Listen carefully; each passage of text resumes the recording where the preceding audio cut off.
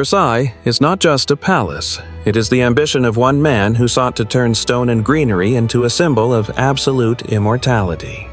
Few know that this building, constructed to display supreme power, would become the spark that ignited the bloodiest revolution in the history of the French nation. Welcome to the heart of absolute authority and the site of its ultimate downfall. We step into a world where architecture served as a political weapon. King Louis XIV transformed a humble hunting lodge into the most magnificent seat of power the world had ever seen, commanding every detail of its design. Having survived civil wars as a child, Louis grew up with one single obsession: to never let power slip from his hands again through sheer control. Versailles was his answer to the world. A monument built of stone and pride, meant to dwarf all other kings and silence any potential internal rebellion. Every gray stone and every flake of gold here declares a single message: I am the state. Symmetry was not for beauty, but for absolute order. Louis XIV did not invite the nobles here to honor them. He trapped them in a gilded cage to keep them away from their own regional power.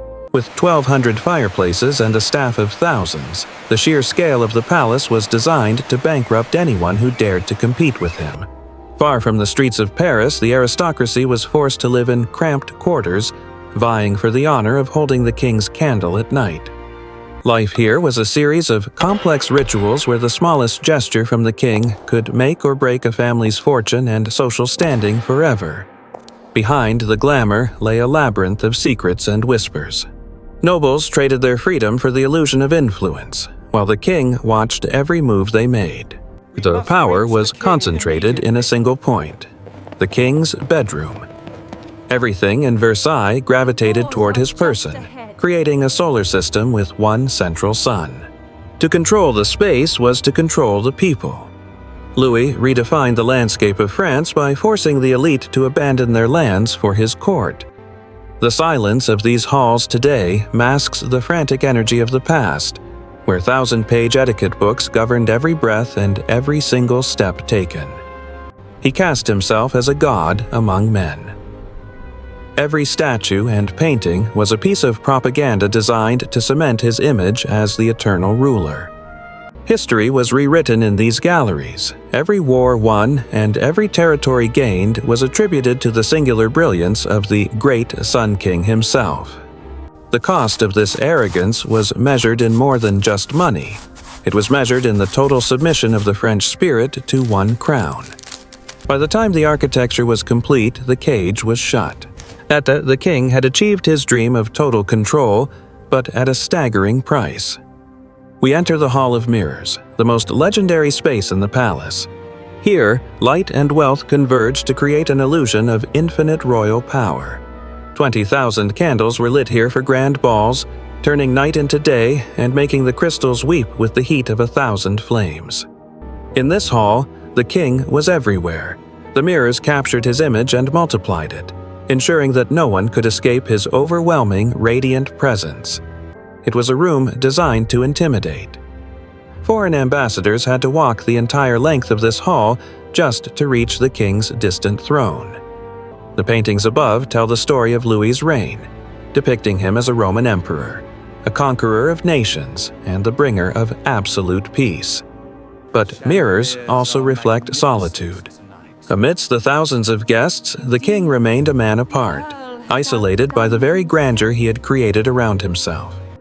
Louis looked into these mirrors every day, not to admire his face, but to remind himself that power only exists when it is being witnessed.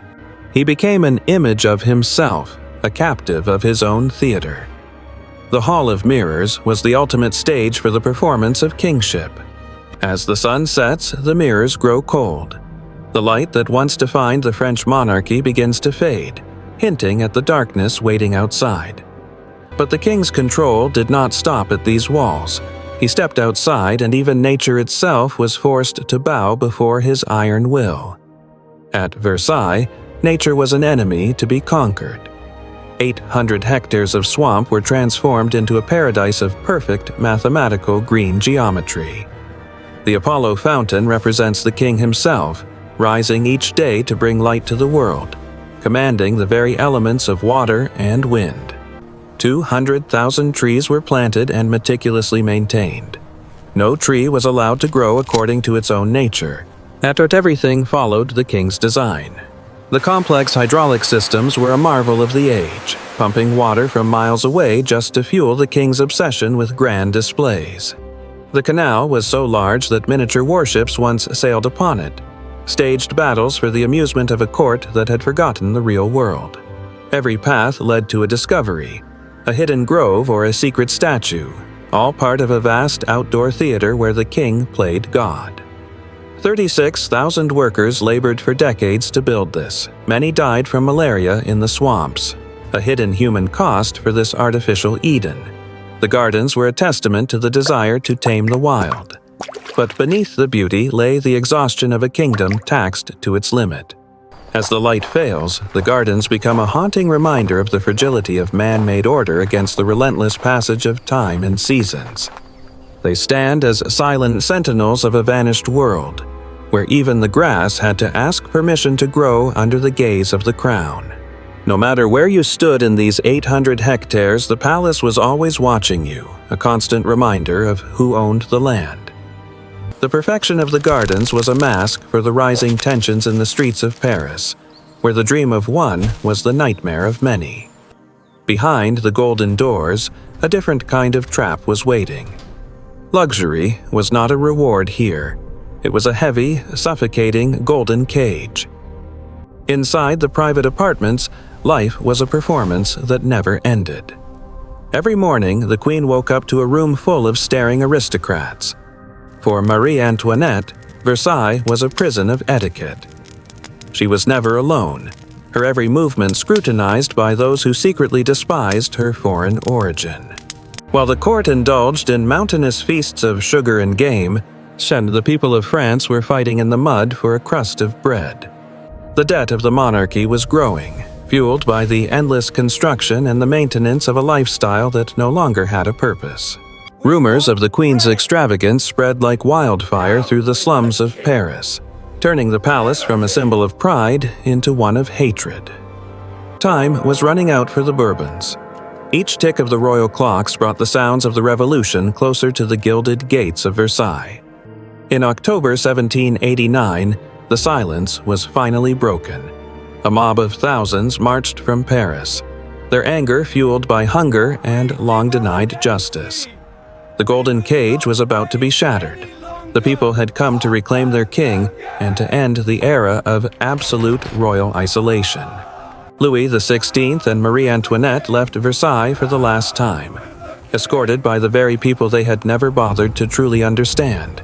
They would never return. 4 years later, the monarchy was dead, and the halls of Versailles were left to the ghosts of the past.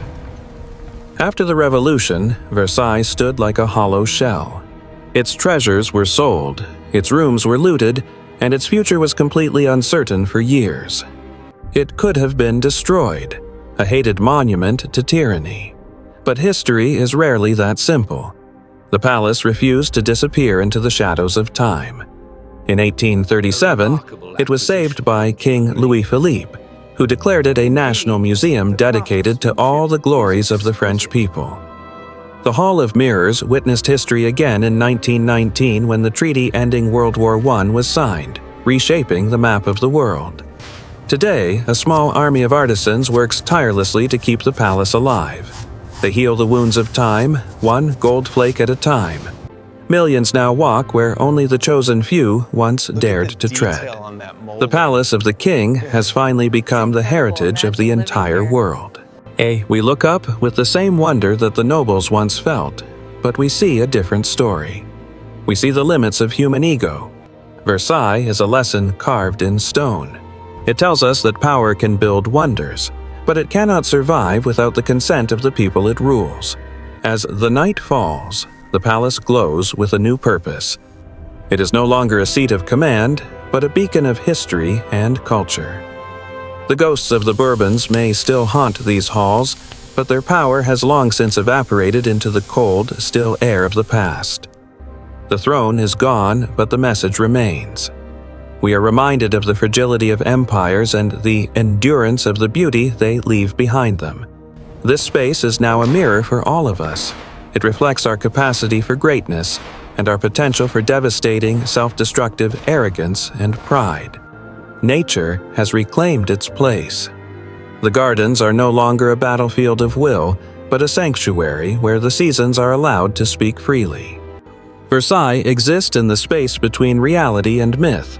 It is a monument to a dream that was too big for any one man to hold. The Sun King wanted to be eternal. In a way, he succeeded, but not as the ruler he intended to be for his people and land. We touch the same stones that thousands of laborers carried on their backs, connecting our present to their silent, forgotten, and very difficult labor. History moves forward, indifferent to the desires of kings. Versailles stands as a mark on the timeline of human evolution and political transformation. It has survived revolutions, wars, and the decay of centuries. It is a survivor of its own legend, a witness to the changing world. We leave Versailles with a sense of the scale of human ambition. It is both a warning and an inspiration for the future of humanity. The gates close on another day, but the stories held within these walls will continue to be told as long as there is stone and memory. Absolute power may have built this, but it is the collective memory of humanity that keeps it standing for the generations yet to come.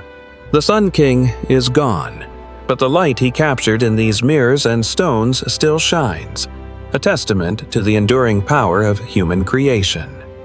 Versailles belongs to no one and everyone. It is the eternal reflection of a power that once claimed the sun, but found its end in stone.